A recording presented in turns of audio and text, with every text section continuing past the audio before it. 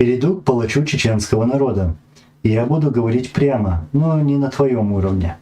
У тебя с головой все в порядке? У тебя не только твой язык, но часть серого вещества в черепной коробке — твои враги. Тебе даже самый лучший врач не смог бы помочь. Своими словами, поведением и действиями ты позоришь чеченский народ. Все те, которые вас критикуют, вы поливаете их грязью, тем самым пытаясь принизить и оскорбить их. Этим вы в очередной раз унижаете самих себя, и это в очередной раз доказывает, что у вас нет ничего человеческого. Именно поэтому Путин выбрал вас, чтобы вы такими методами унижали чеченский народ и все то, что связано с Нохчалла, то есть наше родное чеченское. Все те, которые вас критикуют, вы поливаете их грязью, тем самым пытаясь принизить и оскорбить их. Этим вы в очередной раз унижаете самих себя, и это в очередной раз доказывает, что у вас нет ничего человеческого. Именно поэтому Путин выбрал вас, чтобы вы такими методами унижали чеченский народ и все то, что связано с Нохчалла, то есть наше родное чеченское. Только при вас появились все эти мерзкие преступления. Аллахи, такое никогда не было в нашей истории. И вы, обманывая людей, убиваете все самое бесценное в чеченском народе, то есть его корни.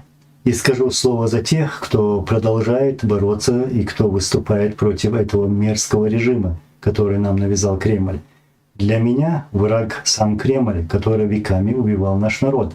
Для меня предатели те, которые служат убийцам чеченского народа. Сколько бы они ни старались, это останется черным позорным пятном для них, несмываемым позором. Вам не понравилось, когда против вас начали работать ваши деяния, когда об этом начали говорить открыто, когда вас начали называть своим именем, которое вы заслужили и записали в чеченскую историю, то есть предатели. Через своих агентов, здесь я перечислял их ранее, от Турции до Берлина, вы пытались провоцировать и дискредитировать людей, которые борются с вашим мерзким режимом. Вы также открыто призывали и провоцировали людей в Европе, чтобы они совершали в этих странах преступления, чтобы очернить чеченских беженцев и чтобы их начали депортировать. Большая часть нашего народа бежала от вашей грязи, как словесной, так и физической. Оскорбляя людей, называя их словами, которые у нас не высказывают на публику, вы в первую очередь выставляете себя на посмешище среди чеченского общества. Вот именно по этим и многим другим причинам вас никогда не пригласят в Европу. Для цивилизованных стран ваш режим не представляет никакого интереса. Мало того, они считают вас безграмотными и необразованными людьми. Так что не берите на себя лишнего. Помните, вы существуете, пока правит Путин. Что бы вы ни делали и не говорили, вы лишь показываете свою грязь. Вопросы с ориентацией, разборки с бутылками, ваш грязный язык, ваше грязное поведение и грязные высказывания — это ваш уровень. Нормальный человек на такое не способен. Вы не боитесь Аллаха, вы боитесь Путина. Кадыров, ты патологический лжец и бьешься сейчас в истерике. Своим грязным языком и поведением ты попал в яму, которую ты сам и вырыл и заслужил. И от этой ямы сейчас исходит самый мерзкий запах. И я уверен, что он исходит не от самой ямы, а от содержимого.